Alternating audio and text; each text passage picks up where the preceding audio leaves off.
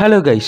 இன்னைக்கு நம்ம take shelter அப்படிங்கிற ஒரு சைக்கலாஜிக்கல் மூவி தான் பார்க்க போறோம். படத்தோட ஸ்டார்டிங்லேயே நம்ம ஹீரோவை காமிக்கிறாங்க. நம்ம ஹீரோவோட பேரு டிவோட்டு. அவன் மேலே தெரியிற கருமேகங்களை பார்த்துட்டு இருக்க அந்த மேகத்துல இருந்து மழை பெய்யுது. ஆனா அது ஒரு நார்மலான மழை கிடையாது. அந்த மழை ஒரு ஆயில் டைப்ல இருக்கு, பிசு பிசுன்னு. அப்படியே நம்ம ஹீரோவோட ஃபேமிலியை காட்டுறாங்க. நம்ம ஹீரோவோட ஒய்ஃப் பேரு சமந்தா.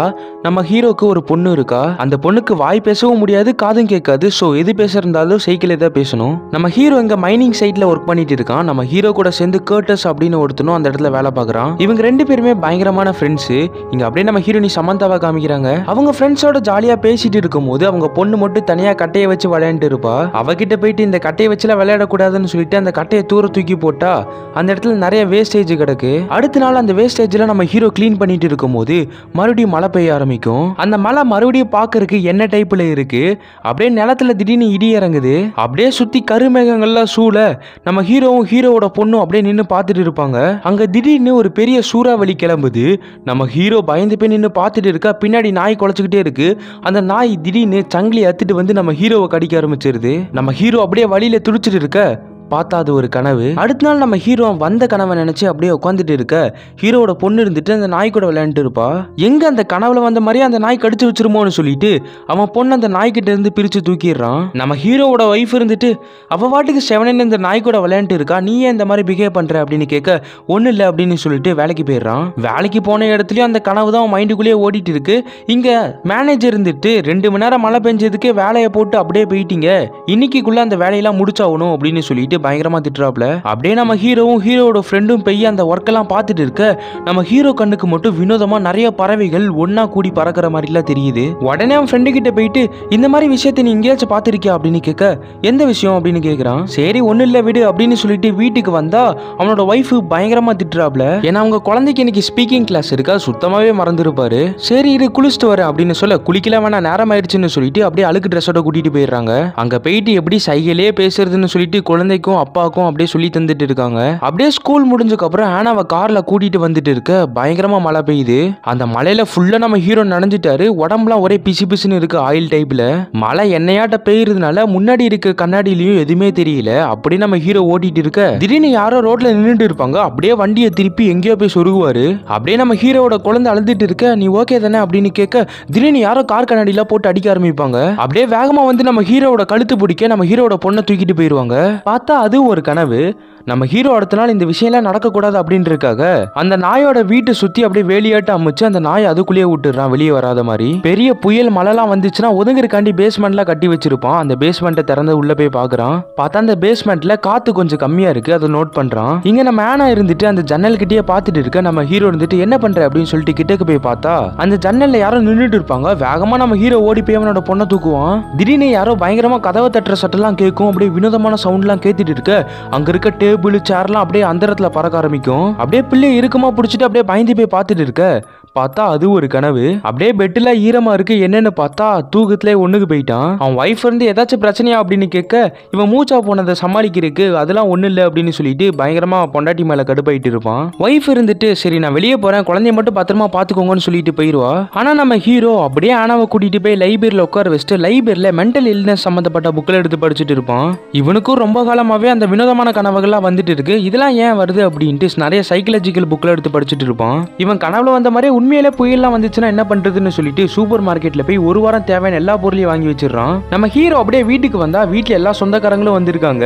நம்ம சமந்தா இருந்துட்டு இன்னைக்கு லேட்டா தான் வருவீங்களா அப்படின்னு சொல்லிட்டு திட்டிட்டு இருக்கா. அப்படியே நைட்டு தூங்கும் போது நம்ம ஹீரோனை எந்திரிச்சு பார்த்தா நம்ம ஹீரோவை காணோம். எங்கன்னு பார்த்தா பேஸ்மெண்ட்ல உட்காந்துட்டு இருக்கான். அவன் அந்த லைப்ரரியில இருந்து எடுத்த சைக்கலாஜிக்கல் புக் எல்லாம் ஒவ்வொன்றா உட்காந்து படிச்சுட்டு இருக்கான். அடுத்த நாள் நம்ம ஹீரோ டாக்டரை பார்க்க போறான். டாக்டர் இவன் என்ன பேச வராங்கிறத கேட்காம உனக்கு என்ன பிரச்சனை, காய்ச்சலா சளியா இருமலா அப்படின்னு பேசிட்டு இருக்க எனக்கு இருக்கிற பிரச்சனையே வேற டாக்டர். தொடர்ந்து இந்த 2 வாரமா எனக்கு பயங்கரமான கனவுகளா வந்துட்டு இருக்கு.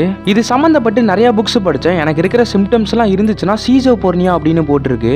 இப்படிலாம் நம்ம ஹீரோனோட பிரச்சனையை சொல்லிட்டு இருக்க நீ நினைக்கிற மாதிரி டாக்டர்லாம் நான் இல்லப்பா, இந்த மாதிரி பிரச்சனை என்னோட ஃப்ரெண்டு ஒருத்தன் பாப்பா, அவனோட நம்பர் தரேன், அவன்கிட்ட நீ போய் கன்சல்ட் எடுத்துக்கோ அப்படின்னு சொல்றான். இப்போதைக்கு நீ நல்லா தூங்கு இருக்கு, நான் ஒரு மாத்திரை தரேன் அப்படின்னு சொல்லிட்டு அந்த மாத்திரையை மட்டும் கொடுக்குறான். நம்ம ஹீரோ அப்படியே வீட்டுக்கு போயிட்டு டாக்டர் கொடுத்த மாத்திரையை போட்டு படுக்கிறான். காலையில எந்திரிச்சு பாக்குறான் அந்த நாள் கனவே வரல, இன்னைக்குதான் நிம்மதியா தூங்கி இருக்கான். நம்ம ஹீரோ அப்படியே சைட்ல ஒர்க் பண்ணிட்டு பண்ணிட்டு இருக்க பயங்கரமா இடி அடிக்கிற சத்தம்லாம் கேட்கும். இன்னைக்கு பயங்கரமா மழை பெய்யும் போல, இடில பயங்கரமா அடிக்குது அப்படின்னு சொல்ல, மழை பெய்ய போதா என்ன சொல்ற? அத இடி சவுண்ட் கேட்டல, எந்த இடி சவுண்ட் எனக்கு எதுவுமே கேட்கல அப்படின்னு அவன் ஃப்ரெண்டு சொல்றான். அப்படியே நம்ம ஹீரோ ரியலைஸ் பண்றான் நம்மளுக்கு மட்டும்தான் அந்த இடி சவுண்ட் கேக்குதுன்னு சொல்லிட்டு திடீர்னு நம்ம ஹீரோக்கும் பயங்கரமா மூச்சு வாங்க ஆரம்பிக்குது. அப்படியே வேகமா ஓடி போய் கார்ல ஏறி கிளம்புறான். நம்ம ஹீரோட ஃப்ரெண்டுக்கு என்ன நடக்குதுன்னு ஒன்றும் புரியல. அவங்க அம்மா ஒரு ஹோம்ல தங்கிட்டு இருப்பாங்க. அங்க போய் அவங்க அம்மாவை மீட் பண்றான். இந்த மாதிரி அவங்க அம்மாவுக்கும் 30வது வயசுல சைக்கலாஜிக்கல் டிசார்டர் வந்திருக்கும். ஸோ அது வரும்போது என்னென்னலாம் சிம்டம்ஸ் இருந்துச்சு, என்னென்ன மாதிரிலாம் ஃபீல் பண்ணீங்க அப்படின்னு சொல்லிட்டு நிறைய கேள்விகள் கேட்கிறான். ஸோ இப்போ நம்ம ஹீரோக்கும் 30 வயசு தான். நம்ம ஹீரோக்கும் பயங்கரமான கனவுகளா வந்துட்டு இருக்கு. ஜீன் படி இந்த நோய் வந்திருக்கலாம் அப்படின்ட்டு நினைச்சிட்டு இருக்கான். இப்போ நம்ம ஹீரோ வீட்டுக்கு போயிட்டு அந்த ஷெல்டர் கட்ட எவ்வளோ ஆகும் அப்படின்னு சொல்லிட்டு கணக்கு போட்டு பார்க்குறான். நிறைய காசு தேவைப்படுது. அதனால பேங்க்ல லோன் எடுக்கலாம்னு சொல்லிட்டு பேங்க்ல போய் கேட்டா, நீ ஆல்ரெடி நிறைய லோன் வாங்கி வச்சிருக்க, இன்னும் லோன் வாங்கினா உன்னால கட்ட முடியாது, பயங்கர கஷ்டப்படுவேன் அப்படின்னு சொல்ல, பரவாயில்ல இப்போதைக்கு வேணும் அப்படின்னு சொல்ல, சரி உன் விருப்பம்னு சொல்லிட்டு அவங்களும் தந்துடுறாங்க.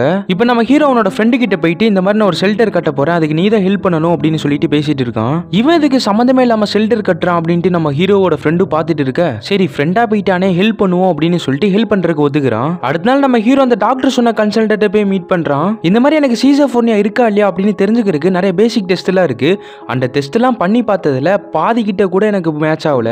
பட் அப்படி இருக்கும் போதே எனக்கு பயங்கரமான நிறைய கனவுகள்லாம் வந்துட்டு இருக்கு. இது உண்மையிலே நடக்கிற மாதிரி இருக்கு அப்படின்னு சொல்ல, வெயிட் நான் ஜஸ்ட் உங்ககிட்ட பேசுறதுக்கு மட்டும்தான் வந்திருக்கேன், நான் சைக்கலாஜிக்கல் டாக்டர் இல்ல, என்னால உங்ககிட்ட மனசு விட்டு பேசதான் முடியும் அப்படின்னு சொல்ல, அப்படியே இந்த டாக்டர் கிட்ட அவங்க அம்மாவுக்கு நடந்த விஷயங்களை பத்தி எல்லாம் பேசிட்டு இருப்பான். இப்போ நம்ம ஹீரோ நைட் அவங்க ஒய்ஃபை கூட்டிட்டு கார்ல வந்துட்டு இருக்க பயங்கரமா இடி அடிக்கிற சத்தம் கேட்கும். எந்திரிச்சு வெளியே போய் பார்த்தா பயங்கரமா இடி அடிச்சுட்டு இருக்கும். அப்படியே அவன் ஒய்ஃபை பார்த்தா ஒய்ஃப் தூங்கிட்டு இருப்பா.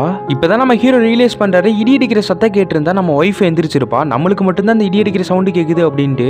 இப்போ அடுத்த நாள் நம்ம ஹீரோவும் ஹீரோட ஃப்ரெண்டும் அந்த பேஸ்மெண்ட் கட்டுறதுக்கான வேலையெல்லாம் பார்த்துட்டு இருப்பாங்க. அந்த இடத்துக்கு நம்ம ஹீரோனி வந்து என்ன நடக்குது அப்படிங்கிற மாதிரி பார்த்துட்டு இருப்பா. அப்படியே ஹீரோ மேல கோச்சிட்டு வேகமா போயிருவா. நம்ம ஹீரோனை கன்வின்ஸ் பண்ணலாம் ட்ரை பண்ண, நீ கொஞ்ச காலமாவே வினோதமா தான் தெரிஞ்சிட்டு இருக்க, சம்பந்தமே இல்லாம நாய்க்கு வேலி போடுற, நாய்கிட்ட இருந்து குழந்தைய பிரிக்கிற, இப்ப சம்பந்தமே இல்லாம பேஸ்மெண்ட் கட்டிட்டு இருக்க, உனக்கு ஏதாச்சும் பிரச்சனை இருந்துச்சுன்னா என்கிட்ட சொல்லு, எதுக்கு நீ வினோதமா பிஹேவ் பண்ணிட்டு இருக்க அப்படின்னு சொல்ல, எனக்கு ஒண்ணு இல்ல அப்படின்னு சொல்லிட்டு போயிடுறான் ஹீரோ. இப்ப அவனுக்கு அந்த கனவு நிறையவே வந்துட்டு இருக்கு. அதனால 4-5 மாத்திரையை ஒட்டுக்கா போட்டு படுத்துருவான். இப்ப இவங்க தூங்கிட்டு இருக்கும் போது ஏதோ சத்தம் கேக்குதுன்னு அவனோட ஒய்ஃப் எந்திரிச்சு பார்த்தா இவன் வாயிலிருந்து அப்படியே ரத்தமா வந்துட்டு இருக்கும். அப்படியே வலிப்பு வந்து தள்ளாடிட்டு இருக்க. அவனோட ஒய்ஃப் ரொம்பவே பயந்து போயிருவாங்க. ஆம்புலன்ஸ் எல்லாம் கூப்பிடுவாங்க. கொஞ்ச நேரம் கழிச்சு அந்த வலிப்பு நின்றுது.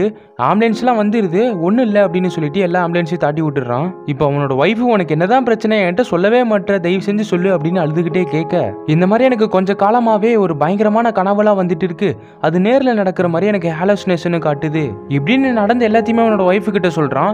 இப்போ என்ன கனவு வந்துச்சு அப்படின்னு கேட்க, இந்த மாதிரி என்னோட ஃப்ரெண்டு நானும் சைட்ல ஒர்க் பண்ணிட்டு இருக்க, என்னோட ஃப்ரெண்டு இருந்துட்டு என்னையே கொலை பண்றதுக்கு வரான், அவன் கண்ணு பார்க்க ரொம்பவே ரெட் கலர்ல இருந்துச்சு இப்படின்னு அவனோட கனவு பத்திலாம் சொல்லிட்டு இருக்க. அவனோட ஒய்ஃப் ரொம்பவே பயந்து போயிடுறா. இப்போ அவன் சைட்ல ஒர்க் பண்ணிட்டு இருக்கான், அவன் ஃப்ரெண்டை பத்தியே நினைச்சுக்கிட்டே இருக்கான். அதனால மேனேஜர் கிட்ட போயிட்டு, இந்த மாதிரி என்னோட ஃப்ரெண்ட் இருந்துட்டு இந்த டீம்ல இருந்து தூக்குங்க, வேற டீமுக்கு மூவ் பண்ணுங்க, எனக்கு வேற யாராச்சும் கொடுங்க அப்படின்னு சொல்லிட்டு கேட்கறான். என்ன பிரச்சனை, உங்க 2 பேத்துக்குள்ள ஏதாச்சும் சண்டையா அப்படின்னு கேட்கும்போது, அதனால 2 பேருமே பெஸ்ட் ஃப்ரெண்ட்ஸ், ஒரே இடத்துல வேலை பார்த்தா சரி வராது, அதனால எனக்கு வேற யாராச்சும் கொடுங்க அப்படின்னு சொல்லிட்டு கேட்டு வாங்கிக்கிறான். இப்போ அந்த ஷெல்டருக்குள்ள ஸ்டே பண்றதுக்கு ஒரு ஆக்சிஜன் மாஸ்க் தேவைப்படும். அதனால ஒரு கடையில போய் ஆக்சிஜன் மாஸ்க் வாங்குறான். அவன்கிட்ட அதை வாங்குறதுக்கு கூட காசு இல்ல, இருந்தாலும் சீப்ல 2-3 வாங்கிக்கிறான். இப்போ நம்ம ஹீரோ வீட்டுக்கு வரும்போது அவனோட ஒய்ஃப் ஃபுல்லா நனைஞ்சு போய் ஈரத்தோட நின்னுட்டு இருப்பா கிச்சன்ல. அப்படியே நம்ம ஹீரோனி முறைச்சுக்கிட்டே நின்னுட்டு இருக்க. நம்ம ஹீரோ பயந்து போய் நின்று பார்த்துட்டு இருப்பான். அப்படியே நம்ம ஹீரோனி பக்கத்துல ஒரு கத்தி இருக்கும்.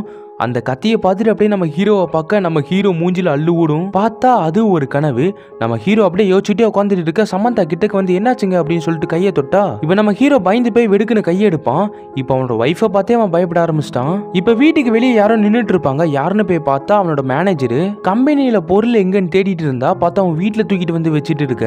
யாரை கேட்டு உன்னோட கம்பெனி பொருளை உன்னோட பர்சனல் யூஸ்காண்டி நீ பயன்படுத்துற அப்படின்னு சொல்லிட்டு நம்ம ஹீரோவை கேட்கறான். ஒரு எமர்ஜென்சினால நான் ஆத்திர அவஸ்துக்கு நம்ம கம்பெனி பொருள் யூஸ் பண்ண வேண்டியதாயிருச்சு, அது நான் லீவ் டைம்ல தான் யூஸ் பண்ணிட்டு இருந்தேன், தப்பா நினைச்சுக்காதீங்க அப்படின்னு சொல்ல, இந்த மாதிரி பர்மிஷன் இல்லாம நீ கம்பெனி பொருளை யூஸ் பண்ணிருக்க கூடாது, அதனால உன்னை அடுத்த மாசம் நான் வேலையை விட்டு தூக்குறேன் அப்படின்னு சொல்லிடுறான். நீ இன்னையில இருந்தே வேலைக்கு வர வேணாம், உன்னோட 1 மாசம் சம்பளத்தை கூட நானே தந்துடுறேன் அப்படின்னு சொல்றான். இப்ப அப்படியே போய் சமந்தா கிட்ட எனக்கு வேலை போயிருச்சு அப்படின்னு சொல்ல அவ கண்ணத்து மேல புளிச்சு நிறையறா. ஏன்னா ஏற்கனவே 1008 கமிட்மெண்ட்ஸ் இருக்கு, இதுல இவன் வேற வேலையை விட்டுட்டான். சோத்து செலவுக்கு, வீட்டு செலவுக்கு, அதுவும் இல்லாம அவன் பொண்ணுக்கு வேற ஆபரேஷன் பண்ணணும், அந்த செலவுக்குலாம் என்ன பண்றதுன்னு தெரியாம சமந்தா பயங்கரமா கடுப்பாவா. அப்புறம் நம்ம ஹீரோ மறுபடியும் அந்த ஷெல்டர் கட்டுறதுக்கான தேவையான எல்லா வேலையும் பார்த்துட்டு இருக்கான். வேலையெல்லாம் முடிச்சுட்டு அப்படியே உட்காந்துட்டு இருக்க அவனோட ஒய்ஃப் வருவா. அதான் எல்லா வேலையும் முடிச்சுட்டல, இனிமேலாச்சும் நீ நிம்மதியா வாழ்வியா, வேலைக்கு போய் இனிமேல் ஒழுங்கா சம்பாதிக்க ஆரம்பி அப்படின்னு பேசிட்டு காலையில கை பிடிக்க வரும்போது நீ எதுக்கு பயந்த, உன்னோட கனவுல நான் வந்தனா அப்படின்னு கேட்க இவனும் ஆமாங்கிறான். என்னை பார்த்து பயப்படுறியா அப்படின்னு கேட்க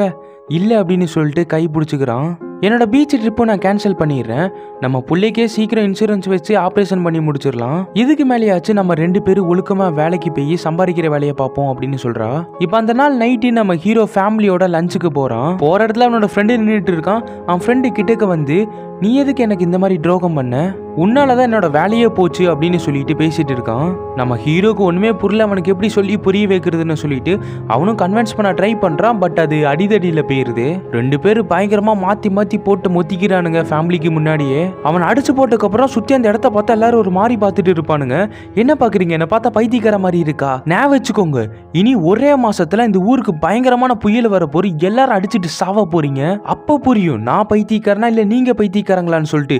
இது நடக்கும் பார்த்துக்கிட்டே இருங்க, அந்த பெரிய சூறாவளி இந்த ஊருக்கு வரதான் போரு, முன்னெச்சரிக்கையா இல்லாதவங்க எல்லாத்தையும் அடிச்சுட்டு போகதா போரு அப்படின்னு சொல்லிட்டு பேசிட்டு இருக்க அவனோட ஒய்ஃபை வந்து சமாதானப்படுத்துறா. இப்ப குடும்பமா தூங்கிட்டு இருக்க திடீர்னு புயல் அபாயம் சவுண்ட் கேட்க ஆரம்பிக்குது. 2 பேர் பதறி போய் எந்திரிக்கிறாங்க. இது நம்ம ஹீரோக்கு மட்டும் கேட்கல, நம்ம ஹீரோனிக்கு கேக்குது. நம்ம ஹீரோக்கு மட்டும் கேட்டாதான் அது ஹாலோசினேஷன். இப்ப அவங்க குழந்தையை தூக்கிட்டு 2 பேர் வேகமா போய் அவங்க கட்டி வச்ச ஷெல்டர்ல போய் ஒளிஞ்சுக்கிறாங்க. அங்க ரொம்பவே ஆக்சிஜன் கம்மியா இருக்கு. நம்ம ஹீரோன ஆக்சிஜன் மாஸ்க் வாங்கி வச்சிருப்பான், அதை தூக்கி குழந்தைக்கு மாட்டி விடுறான். இவங்க 2 பேருமே அந்த ஆக்சிஜன் மாஸ்க் போட்டுக்கிறாங்க. அப்படியே கொஞ்ச நேரம் அந்த இடத்துல உட்காந்துட்டு இருக்காங்க. ரொம்ப நேரமா அங்க உட்காந்ததுக்கு அப்புறம் நம்ம ஹீரோ இடி அடிக்குதா இல்லையான்னு செக் பண்ணலாம்னு சொல்லிட்டு கதவு கிட்ட போய் பார்த்தா மேல பயங்கரமா இடி அடிக்கிற சவுண்ட் எல்லாம் கேக்குது. அதனால நம்ம ஹீரோ மறுபடியும் கீழே வந்து அப்படியே படுத்துப்பான். இப்ப காலையிலேயே விடிஞ்சிரும். நம்ம ஹீரோனி நம்ம ஹீரோவை எழுப்பி விடுவா. இப்ப அவனோட மாஸ்க கழட்டாத அப்படின்னு சொல்லிட்டு பயப்படுறான். ஒண்ணு இல்ல அப்படின்னு சொல்லிட்டு நம்ம ஹீரோனி மாஸ்க கழட்டி விடுறா. புயல் எல்லாம் போயிருச்சு, வாங்க மேல போலாம் அப்படின்னு சொல்லிட்டு மேல போனா நம்ம ஹீரோக்கு அந்த ஷெல்டரை திறக்கவே பயமா இருக்கு. மேல புயல்லாம் நின்றுச்சு, தைரியமா திறங்க அப்படின்னு சொல்ல இல்ல மேல புயல் நடந்துட்டு இருக்கு, இடி அடிக்கிற சவுண்ட்ல எனக்கு கேக்குது அப்படின்னு சொல்லிட்டு அழுகுறான். அவன் குழந்தைகிட்ட கேட்கிறான், உனக்கு இந்த இடி அடிக்கிற சவுண்ட் கேக்குதுல அப்படின்னு சொல்ல இல்ல எனக்கும் கேட்கல அப்படின்னு நம்ம குழந்தை சொல்றா. இவன் திறக்கலான்னு பார்த்தாலும் இவனோட உள் மனசு ரொம்பவே பயப்படுது, திறந்த ஏதோ ஆபத்து வந்துருமோன்னு சொல்லிட்டு. அவன் ஒய்ஃப் இருந்துட்டு தைரியமா திறங்க, நீங்க திறந்தாதான் இங்க இருந்து வெளியே போக முடியும் அப்படின்னு சொல்லிட்டு பேசிட்டு இருக்க எனக்கு ரொம்பவே பயமா இருக்கு, வேணா நீயே தர அப்படின்னு சொல்லிட்டு அவன் ஒய்ஃப் கையில சாவியை கொடுக்குறான். இப்படியே போச்சுன்னா நம்ம ஹீரோக்கு அந்த பயம் போகாது. நம்ம ஹீரோவே அந்த கதவை திறந்து வெளியே பார்த்தாதான் நம்ம ஹீரோக்கு அந்த பயம் போகும். அதனால நம்ம ஹீரோயின் நம்ம ஹீரோவே திறக்க சொல்றாங்க. நம்ம ஹீரோவும் மனசுல தைரியத்தை வரவழைச்சிட்டு நம்ம குடும்பத்துக்காக திறக்கலாம் அப்படின்னு சொல்லிட்டு கதவை திறந்து பார்த்தா ரொம்ப பெருசாலா புயல் வந்திருக்காது, லைட்டா சின்னதா புயல் வந்திருக்கும், மரங்கள் கிளைகள் எல்லாம் தனித்தனியா இருக்கும். இப்ப நம்ம சேஃப் ஆயிட்டோம் அப்படின்னு சொல்லிட்டு அவனுக்குள்ள இருக்க பயமும் கொஞ்சம் கொஞ்சமா போக ஆரம்பிக்கும். இப்ப அடுத்த நாள் நம்ம ஹீரோ போய் ஒரு சைக்கலாஜிக்கல் டாக்டரை பாக்குறான். அந்த டாக்டர் இருந்துட்டு நீங்க 1 மாசம் இல்ல 2 மாசம் இந்த ஆஸ்பத்திரியிலே தங்கி ட்ரீட்மெண்ட் எடுக்கிற மாதிரி இருக்கும், அது 6 மாசம் 7 மாசம் சொல்லிட்டு எக்ஸ்டெண்ட் ஆகலாம், உங்களுக்கு அந்த பயம் போற வரை இருக்கும், இதுக்கெல்லாம் ஓகேவா அப்படின்னு சொல்லிட்டு கேட்க என்னோட குழந்தைங்க என்னோட ஒய்ஃப்லாம் விட்டுட்டு நான் எப்படி ஆஸ்பத்திரியில வந்து தங்கிட்டு இருக்கேன் அப்படின்னு சொல்ல நம்ம ஹீரோனி இருந்துட்டு நம்ம குடும்பத்துக்காக நீங்க இதை பண்ணிதான் ஆகணும், இதை முடிச்சுட்டு வாங்க நம்ம ஃபேமிலியா ஜாலியா வாழலாம் அப்படின்னு சொல்லுவா. சரின்னு சொல்லிட்டு நம்ம ஹீரோவும் ட்ரீட்மெண்ட் எடுக்கிறதுக்கு ஒத்துப்பான். பட் நம்ம டாக்டர் இருந்துட்டு ட்ரீட்மெண்ட் பண்றதுக்கு முன்னாடி ஃபேமிலியா ஒரு ட்ரிப் போயிட்டு வாங்க, அது ரொம்பவே ஃப்ரீயா ஃபீல் பண்ண வைக்கும் அப்படின்னு சொல்ல இவங்களும் ஸ்டார்டிங்லேயே வெக்கேஷன் போலாம் அப்படின்னு சொல்லிட்டு பிளான் போட்டு வச்சிருப்பானுங்க ஒரு பீச் ஹவுஸுக்கு. ஸோ அங்க போய் நம்ம ஒரு வாரம் ஸ்டே பண்ணலாம் அப்படின்னு சொல்லிட்டு ஃபேமிலியா போய் அந்த இடத்துல ஸ்டே பண்ணிட்டு இருக்காங்க. இப்போ நம்ம ஹீரோவும் அவங்க குழந்தையும் அப்படியே மண் வீடுலாம் கட்டி ஜாலியா விளையாண்டு இருக்க நம்ம ஹீரோவோட பொண்ணு இருந்துட்டு திரும்பி கடலை பார்த்துட்டு இருப்பான். நம்ம ஹீரோ இருந்துட்டு என்னாச்சு ஏன் அப்படி பாக்குற அப்படின்னு சொல்லிட்டு கேட்க பின்னாடி திரும்பி பாருங்க ஏதோ வினோதமா இருக்கு அப்படின்னு சொல்ல நம்ம ஹீரோ பின்னாடி திரும்பி பார்த்தா அவனும் மிரண்டு போய் நின்று பார்த்துட்டு இருப்பான். அப்படியே நம்ம ஹீரோனி வெளியே வந்து பாப்பா, அவளும் மிரண்டு போய் நின்று பார்த்துட்டு இருப்பா. பார்த்தா ஒரு பெரிய சூறாவளி அந்த இடத்துக்கு வரும். இந்த சூறாவளி தான் நம்ம ஹீரோவோட கனவுக்கு அடிக்கடி வந்துட்டு இருக்கும். அப்படியே லைட்டா மழை தூரும். அந்த மழை பார்த்தா சாதாரணமா இருக்காது, அப்படியே ஆயில் டைப்ல இருக்கும். அப்படியே அவங்க ஹஸ்பண்டை பார்த்து ஒரு லுக் விடுவாங்க பாருங்க, நீ சொன்னதெல்லாம் உண்மையா நடக்குதுங்கிற மாதிரி. அப்படியே நம்ம ஹீரோ கனவுல வந்தது அச்சு பிசுறாம அப்படியே நடக்குது. நம்ம ஹீரோனி அப்படியே வாயை பொழந்து பார்த்துட்டு இருப்பாங்க. இதோட இந்த படத்தை முடிக்கிறாங்க. இப்படியே இந்த படத்தை ஓப்பன் எண்டிங்கா முடிச்சிருக்காங்க. இந்த படத்தோட கிளைமேக்ஸ் இது ஒரு சைக்கலாஜிக்கல் படமா இல்ல சூப்பர் நேச்சுரல் படமா அப்படின்னு தெரியாத மாதிரி கிளைமேக்ஸ் முடிச்சிருப்பாங்க. படம் ஃபுல்லாவே சைக்கலாஜிக்கல் டைப்ல கொண்டு போயிட்டு இருப்பாங்க. இது ஃபுல்லாவே அவனோட ஹாலுசினேஷன் அப்படிங்கிற மாதிரி தான். படத்தோட கிளைமேக்ஸ்ல இது ஒரு சூப்பர் நேச்சுரல் பிலிமா மாத்திருப்பாங்க. நம்ம ஹீரோக்கு நடக்க போறது முன்னாடியே தெரியுது அப்படிங்கிற மாதிரி. இல்லனா இது ஒரு கேர்ஸா இருக்கலாம், நம்ம ஹீரோ எல்லாத்தையும் பார்த்து எல்லாருமே புயல் வந்து சாக போறீங்க அப்படின்னு சொல்லியிருப்பான் இல்லையா, அந்த கேர்ஸ் உண்மையிலே நடக்கலாம், அந்த மாதிரி கூட எண்டிங் முடிச்சிருக்கலாம். இப்படியே ஒரு சைக்கலாஜிக்கல் சூப்பர் நேச்சுரல் ஃபிலிமை பயங்கரமா முடிச்சிட்டாங்க. இந்த கதை உங்களுக்கு பிடிச்சிருக்கும் நம்புறேன். அடுத்த இப்போ வீடியோ போடுவேன்னு தெரியல, வீடியோ போடும்போது பார்க்கலாம். டாடா.